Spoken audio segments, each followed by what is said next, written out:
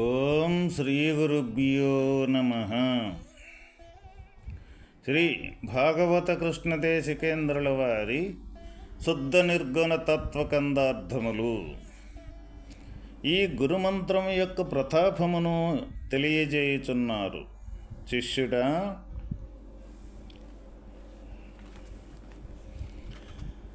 సతి కౌగింట తత్పతి కౌగింట సతియుజేరి పవలించికలన్ మృతి చెంది మేలుకనే సుస్థితులయ్యొక్కరిక కరట్టి శ్రేష్టాదిల్పుతూర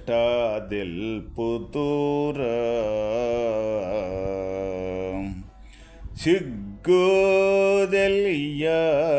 శ్రేష్ట నిల్పుదూర ప్రతిలేని గురుబోధ స్థితి చెంద్యట్లనే ప్రతిలేని గురుబోధ స్థితి చెంద్యట్లనే తతి తిరిగేలే నెరుక గతి ఎట్టిదని దాని శ్రేష్ట తెలుపుదూర సిగ్గడలియ శ్రేష్ట నిల్పుదూర.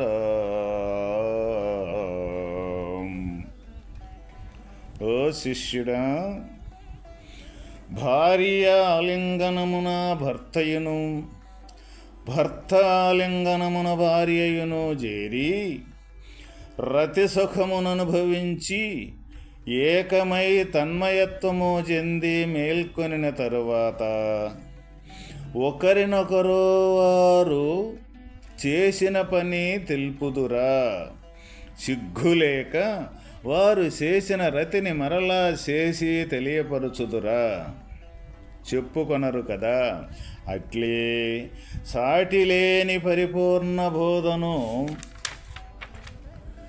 సద్గురువుల వలన పొంది స్వతసిద్ధముగా నిండి నిబిడీకృతమయ్యున్న బట్టబయలకు పరిపూర్ణయునికి నెరింగి మూలములేకయే తోచుచు నానా విధానటనలు చేసు మరలా లేకపోవచ్చు నుండెడి ఎరుకగతి ఇట్టిదని ఎరింగి దానిని విడిచి ఉండిన వారు తిరిగి దాని పనులు ఉత్తమమైనవని ఎవరికి చెప్పరు. సిగ్గు విడిచి వాదించి ఎరుక పనులు నిజమని నిర్ణయించలేరు.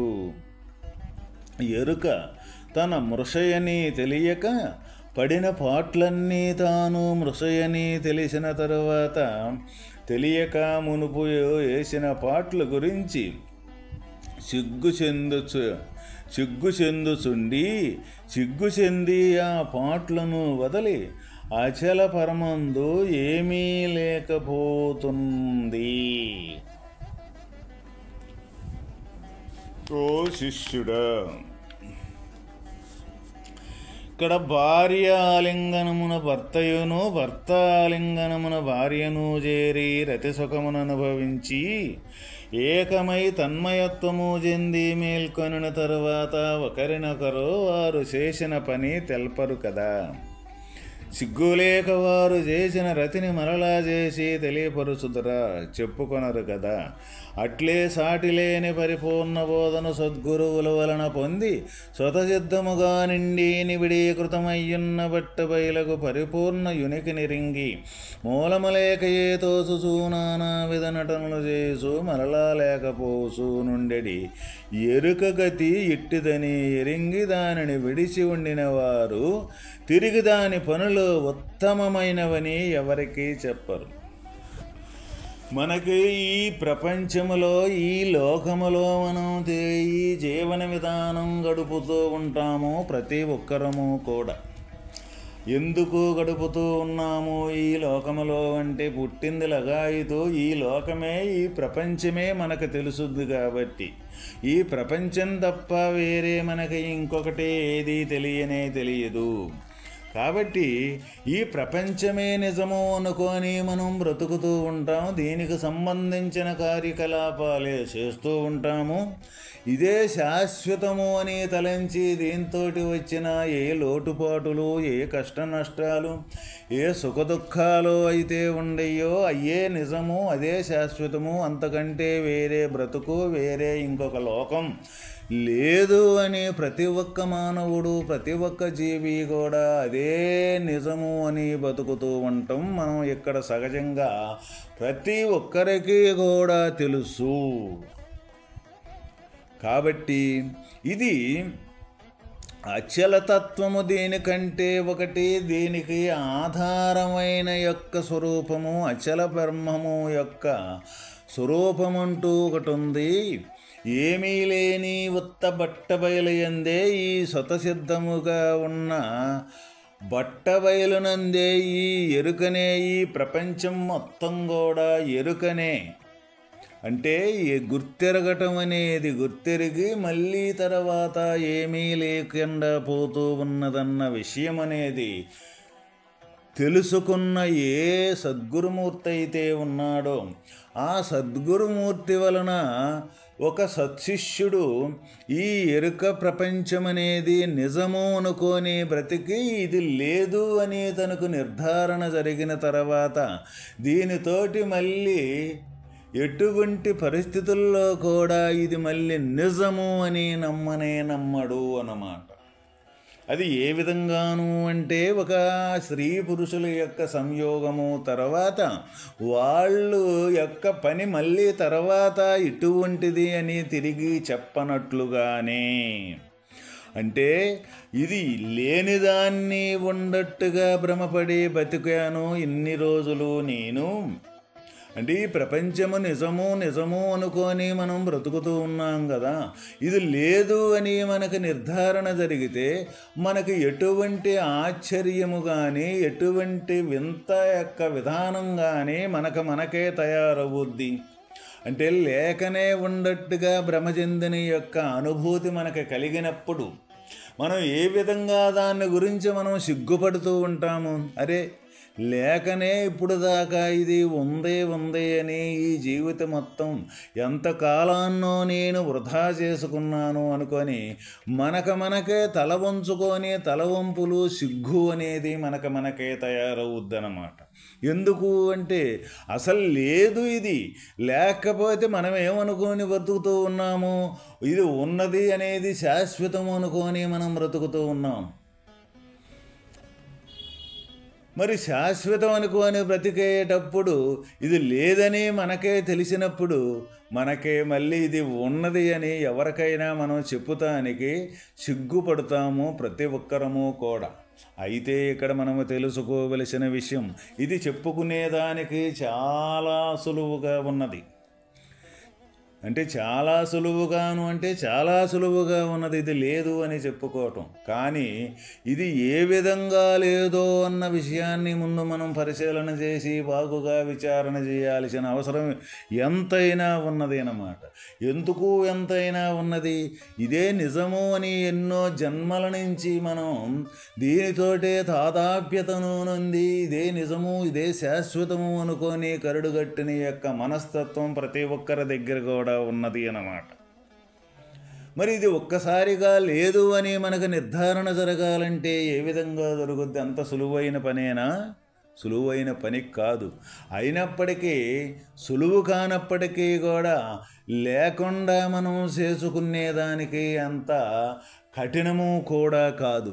ఎందుకో కాదు అంటే దీన్ని మనం కొంచెం మనస్సు అనేది దీని వైపు మరలించి ఎందుకు ఇది లేనిది, ఎందుకు ఉండది అని మనం భ్రమ చెందుతూ ఉన్నాము అని ఎవరికి వాళ్ళము కానీ మనం విచారణ చేసినట్లయితే తప్పనిసరిగా ఈ లేని యొక్క విధానం మనకి ఎక్కడికక్కడే గోచరించటం అనేది జరుగుద్ది. ఏ విధంగా ఎక్కడికక్కడే గోచరించడం జరుగుతూ ఉంటుంది అంటే మనం ఉదయం లేచింది మొదలు సాయంత్రం పడుకునే మట్టికి ఆలోచనలు అనేది ఎన్ని రకాల మనస్సంకల్పాలు ఆలోచనలు అనేది మనం ప్రతి ఒక్కరము కూడా చేస్తూ ఉన్నాం కదా. అయితే ఆ చేసే ఆలోచనలు విరామం లేకుండా ఒకదానెమ్మటి ఒకటి మనం గాఢ సుషుప్తి పడుకున్నదాకా ఈ ఆలోచనలు అనేది ఏమైనా ఆగుతూ ఉన్నాయా ఎవరికైనా? ప్రతి ఒక్కరము మనం కానీ విచారించినట్లయితే ఈ ఆలోచనలు అనేది ఎవరికి కూడా మనము సాయంత్రం గాఢ సుషుప్తికి పోయిందాకా ఈ ఆలోచన పరంపరలనేది ఎటువంటి పరిస్థితుల్లో కూడా ఆగం. ఒకదానమ్మట ఒకటి ఒకటి పోయినాక ఒకటి పోతూ ఉంటుంది, మళ్ళీ ఒకటి వస్తూ ఉంటుంది. ఒక ఆలోచన పోతే మళ్ళీ కొత్త ఆలోచన వస్తూ ఉంటుంది. ఈ విధంగా ఈ ఆలోచనల పరంపరం ఆగదు. ఇక రెండవది, ఈ ఆలోచనలతోటి కూడుకున్న పనులు ఏవైతే ఉండయో, చేయదగిన పనులు కానీ చేయరాని పనులు కానీ, మనకు సంబంధించినవి కానీ, మన కుటుంబానికి సంబంధించినవి కానీ, పేరు ప్రఖ్యాతులకు సంబంధించినవి కానీ, అనేక రకాల కర్మలు అనేక రకాల క్రియలు ఏవైతే ఉన్నాయో ఇవన్నీ ఒకదానమ్మటి ఒకటి చేస్తూనే ఉంటాం. ఒక పని అయిన తర్వాత మళ్ళీ ఇంకొక పని చేస్తూ ఉంటాం. ఈ కూడా ఆగటం లేదు కదా. మరి ఆగనప్పుడు ఒకటి పని మొదట మనం ఒక పనిని బిగించేసి అది అయిపోయిన తర్వాత అది ఏమీ లేకుండా పోతూ ఉన్నది, అయిపోయిన తర్వాత మళ్ళీ కొత్త పని చేస్తూ ఉంటాం. ఈ విధంగా మనం ప్రతి ఒక్క నిమిషం, ప్రతి ఒక్క క్షణం, ప్రతి ఒక్క గంట, ప్రతి ఒక్క రోజు మనం చేసే ప్రతి ఒక్కటి ఆలోచన కానీ పని కానీ ఒకదానమ్మటి ఒకటి చేసుకుంటూ వెళ్ళిపోతూ ఉన్నాం. కాలంలో ఇవన్నీ కాలంలో జరిగిపోతూ ఉన్నాయి, కాలగర్భంలో కలిసిపోతూ ఉన్నాయి. నిన్నట చేసింది నిన్న కలిసిపోయింది, ఈరోజు చేసింది ఈరోజు కలిసిపోతూ ఉంటుంది, రేపు మళ్ళీ కొత్తది రానే వస్తూ ఉంటుంది. ఈ విధంగా ఈ 3 కాలాల్లో జరిగే యొక్క ప్రక్రియ అనేది ఏ మానవుడికైనా ఏ జీవికైనా సరే ఈ అనేది ప్రతి ఒక్కరికి కూడా జరుగుతూ ఉన్న విషయమేను. అయితే మనకు ఆలోచన రాదు, మనం దాని గురించి అసలు కొంచెమైనా దృష్టి పెట్టం. ఎందుకు పెట్టము అంటే ఈ శరీరముతోటి గుర్తెరిగిన బయట ప్రపంచం ఏదైతే ఉన్నదో అదే మనకు నిజము అని మనకు గుర్తుంటుంది. కాబట్టి అది నిజము, దానికి సంబంధించిన కార్యకలాపం ఏదైతే ఉందో ఒక చూడటంతో ఒక రూపకం కనపడుద్ది, ఆ రూపకానికి సంబంధించిన పేరు కనపడుద్ది, ఆ పేరుకి రూపకానికి కలిసి ఒక క్రియ కనపడుతుంటుంది. ఇదే మన ప్రపంచం అనేది కనపడుతుంటుంది. కానీ ఇది చూసేది కానీ ఆ చూడబడేది కానీ అంతకుముందు ఎన్నో చిత్ర విచిత్రాలను మనం చూసి ఉంటాం. ఎన్నో రకాలైన క్రియలని, ఎన్నో రకాల మార్పులను చూసి ఉంటాం. అయితే చూస్తే ఏమైనా ఉండయ్యా? ఏమీ లేకుండానే పోతూ ఉన్నాయి అన్నమాట. అదేవిధంగా ఇప్పుడు ప్రత్యక్షంగా చూసినవి కూడా అదే విధంగా లేకపోతూ ఉన్నాయి అన్నమాట. ఆ విధంగా మనం ఎవరికి వాళ్ళం కానీ అట్లా కానీ మనల్ని కానీ మనం విచారించుకున్నట్లయితే మనం చేసే ఆలోచనలో ఉండటం లేదు, మనం చేసే పనులు ఉండటం లేదు, మనం చూసే దృశ్య రూపకము ఉండటం లేదు. ఇవన్నీ రోజువారీలో అనేకం చూసి అనేకం మళ్ళీ లేకుండా పోతూ ఉన్నాయి. చివరికి ఏం మిగులుతున్నామంటే వీటన్నింటినీ చూసేది, వీటన్నింటినీ కదిలించి ఆడించేది ఆ చూసే వస్తువు నేనయ్యే ఎప్పుడూ కూడా ఉన్నాము అన్న విషయం మనకు ఎవరికి కూడా తెలియదు. అదే ఇక్కడ ఎవరి సంగతి వారికి తెలియదు అనేది. అందువల్లే పెద్దలు మనకు నీ సంగతి నువ్వు తెలుసుకో, నిన్ను నీవు తెలుసుకో అని మనకే ఈ వేదాంత మార్గములో పదే తెలియజేసింది. నిన్ను నీవు తెలుసుకోవటం అంటే నీవెప్పుడూ మిగిలి చూసే యొక్క జ్ఞాన స్వరూపానివే నీవు. కానీ ఈ మిగిలి చూసే జ్ఞాన స్వరూపము చూడబడే వస్తువు నిజమని భ్రమపడి అక్కడ తిరుగుతున్నావు, అది అబద్ధం అని మనకు పెద్దలు తెలియజేసింది. కానీ మనకు అక్కడికి రాదు, మన జ్ఞానం అనేది అక్కడ రాదు. ఏదైతే ఉంటుందో అదే అలవాటుతోటి ప్రయాణం అవుతూ ఉన్నది. అందువల్ల దృఢమైన నిర్ణయము, దృఢమైన చిత్తము ఏదైతే ఉన్నదో ఆ దృఢమైన చిత్తముతోటి, దృఢమైన నిర్ణయముతోటి ఎవరైతే అటువంటి ఈ లేనిదాన్ని లేనట్టుగా, ఉండదాన్ని ఉండట్టుగా చూడగలిగే యొక్క సత్తాని సంపాదించుకోగలుగుతారో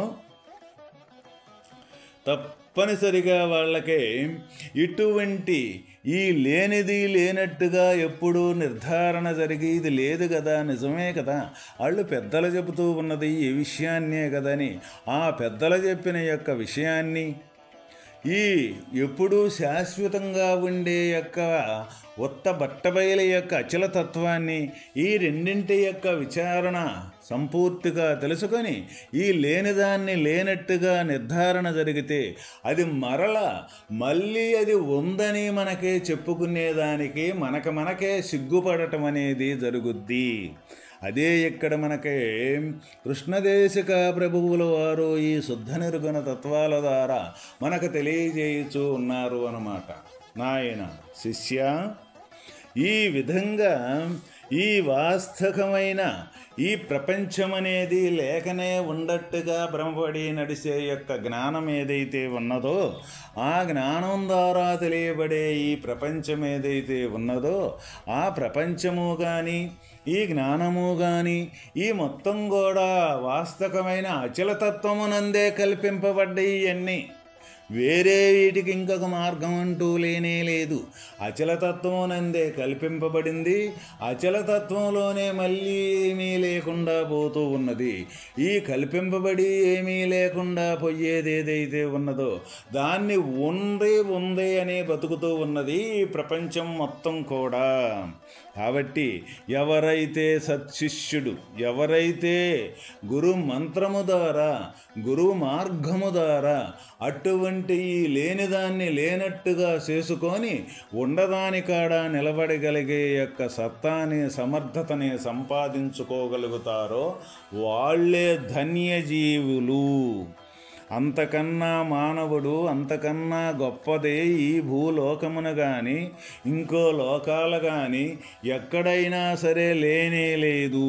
ఎందుకు లేనే లేదు అంటే ఏది ఉందనుకున్నా కూడా అది మొత్తం కూడా అక్కడి నుంచి తయారైన జ్ఞానంతో గుర్తిరగాల్సిందే. ఏది సాధించినా సరే ఆ జ్ఞానంతో సాధించాల్సిందే. ఏది సంపాదించినా సరే ఆ జ్ఞానంతో సంపాదించాల్సిందే. ఏదైనా సరే ఈ ప్రపంచం మొత్తం కూడా దేని ఆధారంతో ఉంది అంటే ఆ జ్ఞానం అనే శక్తి ఆధారంతో ఈ ప్రపంచం మొత్తం కూడా నడుస్తూ ఉన్నది. కాబట్టి అందువల్ల ఇక అంతకన్నా వేరే ఇంకొకటి లేదు అని మనం ఇక్కడ ఘంటాపదంగా తెలియజేయటం జరుగుతుంది. ఆయన శిష్య. ఓం తత్సత్.